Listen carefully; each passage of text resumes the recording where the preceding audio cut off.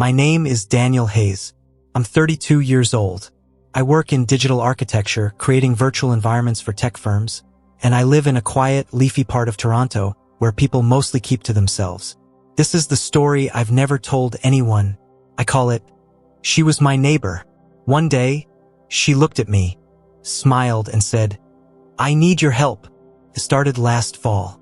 The air had begun to bite a little, leaves curling and crisping along the sidewalk like scattered memories.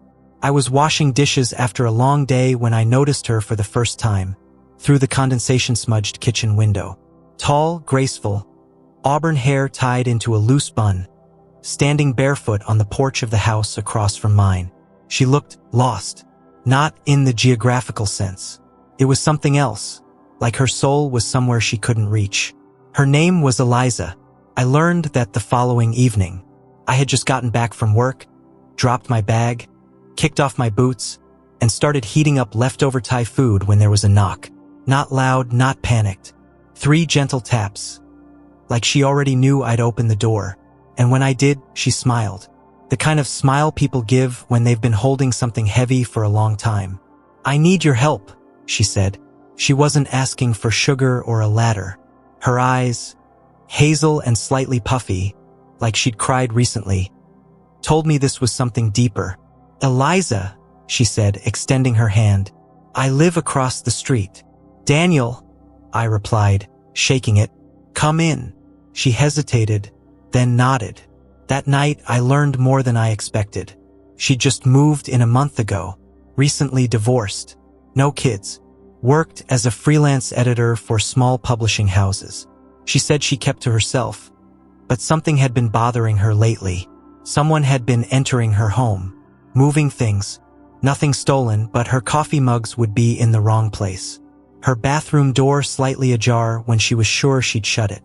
"People always say it's just anxiety," she said, brushing a strand of hair behind her ear. "But it's not. I know when someone's been in my space." I offered to check her house. We walked over. Everything looked normal, too normal, in fact. She showed me the mug, the door, a note she hadn't written herself.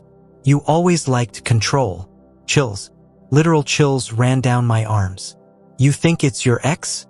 I asked. She hesitated, then nodded. "We called the police. They said they'd make a note." Useless. Typical. So I started walking her home after work, installing cameras, making sure lights were on timers. We talked about books, failed dreams, the strange silence of living alone after years of not. And slowly, I got pulled in, not just into her mystery, but into her.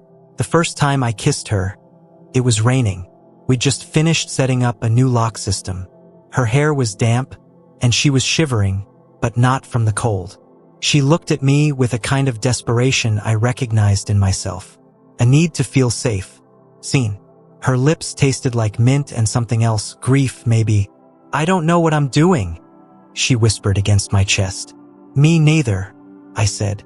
But I didn't stop. For weeks, it felt like a dream. We spent late nights watching old French films on her couch, hands brushing, then clasping. I learned she hated mornings, loved thunderstorms, and that she used to sing backup vocals in a college jazz band. She was a mystery unfolding, and I was addicted to every layer. But the peace didn't last.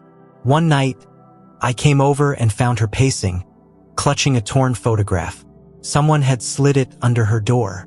A photo of her and her ex-husband smiling. But he'd been scratched out, literally with something sharp. Only she remained. "I didn't tell you the whole truth," she said, shaking. "My ex, he's not just bitter. He's dangerous." There was more. Of course there was. There always is. He'd been emotionally abusive, controlling. She'd left in the middle of the night, changed her name slightly, moved cities. She thought she was safe. I never told anyone where I was going, not even my sister. "Then how did he find you?" I asked. That's when she looked up at me, eyes wide with realization. "You? What?" "I didn't tell anyone, but I told you. What if he got to you? Got your phone? Your messages?" "Eliza, I would never." I know. But I just don't know who to trust anymore. And with that, the warmth between us shattered. She withdrew. The next day, her number was disconnected. Her curtains drawn. A week passed. Then two. Then another knock. Same gentle rhythm. I opened my door. It wasn't Eliza. It was a man, maybe mid-40s, neatly dressed, but his smile didn't reach his eyes. "Hi there," he said. "I'm looking for my wife." My blood ran cold. "I think you've got the wrong house," I said, voice flat. "Maybe," he replied, leaning slightly to look past me into my apartment. "But I was told she's been spending time with you." I stepped outside, shutting the door behind me. "You need to leave," he smiled. "You should be careful, Daniel. You don't know what you've stepped into." And then he walked away casually, like we were neighbors just making small talk about garbage bins or lawn care. That night, I couldn't sleep. I kept picturing his face, Eliza's fear, the way the pieces weren't fitting together. And then I remembered something small, but it stabbed through the haze. That first night, Eliza said she'd lived there for a month. But the real estate sign had only come down a week before we met. She never moved in. She was already there. But who was she hiding from? Or worse, who was hiding something from me? I didn't sleep that night. I kept staring at the ceiling, mind racing, trying to match timelines and fragments that no longer fit the story I'd believed. The real estate sign, her sudden disappearance, the scratched-out photo, and him, the man who claimed to be her husband, standing calmly on my porch like he belonged there. By morning, I wasn't sure who Eliza was anymore. I drove to city records, pulled up the property deed for the house across the street. The name listed wasn't hers. It was some corporate-sounding holding company that owned multiple units across the city, one of those entities people use when they don't want to be found. I called the number. Disconnected. I walked past the house, curtains still drawn, mail overflowing in the box, a thin layer of dust on the porch light, like no one had touched it in weeks. It felt less like a home and more like a stage, one we'd performed our scenes on, never realizing the audience had been watching all along. That's when I remembered the cameras I'd helped her install. I sprinted home, dug out the backup drive I'd kept from the setup process, plugged it in, scrubbed through the feed from that week. Nothing, then, pause. One frame, a man entering through the back window. Same build, same cold smile, her ex. But then, another clip, from earlier that same day. Eliza standing by the back door, unlocking it, smiling, letting him in. I felt like I'd been punched. All the air left my lungs. She wasn't running from him. They were working together. It didn't make sense. Why pretend? Why pull me into their twisted theater? Unless I was the mark. I thought back. Every moment of closeness, every detail she shared, even the way she found me, the calculated vulnerability, the note. You always liked control. Maybe it wasn't her note. Maybe it was meant for me. And the realization chilled me. I told her things too. Opened myself up. Shared about my late mother's house, now mine. About how I'd been keeping a small inheritance. Liquid. Easy to access. She hadn't ghosted me because she was afraid. She'd disappeared because the act was over. The police weren't helpful. Not enough evidence, they said. Maybe she used a fake name. Maybe I'd gotten too involved. They said this like I was a teenager with a summer fling, not a man whose entire sense of reality had just been dismantled. So I did something I shouldn't have. I waited outside that house, 2 nights in a row until finally I saw movement. A flicker of light upstairs. I crossed the street, heart pounding. Tried the door. Locked.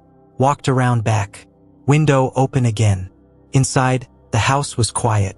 Too quiet. Like it had been wiped clean. But in the kitchen, I found something. A photo. Tucked between the fridge and the wall. Like it had fallen during a hasty exit. It was me. On my porch. Smiling. Taken from across the street. The next day, I changed all my passwords. Froze my accounts. Had the locks changed twice. And still, couldn't sleep. How do you heal from something when you don't even know what was real? Was any of it real? The laughter. The rain kiss. The quiet evenings wrapped in old movies and new intimacy? Or was I just a prop in a con I never saw coming? Weeks passed. I returned to work, forced normalcy into my days. But something had broken in me. Not just trust, but belief. In people. In love. In the idea that someone could need you for who you are, and not for what you can give. Then one day, a letter arrived. No return address. No postage. Inside, a note. Handwritten. Slanted. Elegant. Unmistakably hers. You were the only real thing. I'm sorry. You saved me even if I used you. I stared at it for a long time. Long enough for the sun to move across the room and for my heart to pound out one last stuttered beat of hope before turning hollow again. Because that's the thing about manipulation. It twists truth and fiction so tightly together, you can't tell them apart. But a small, strange part of me, maybe the foolish, romantic part, wants to believe her, that in some way I did matter, that our story wasn't just smoke. It's been a year now. I still live on the same street. The house across from me is empty again. For sale. Just like before. I've moved on. Sort of. I've dated. Laughed. Even fallen in love again, though a different kind. More cautious. More deliberate. But every now and then, when the wind hits just right, and the porch light across the street flickers in that familiar way, I wonder if she's out there, watching. And I remind myself of this. Not everyone who asks for help is a victim. Not everyone who smiles loves you.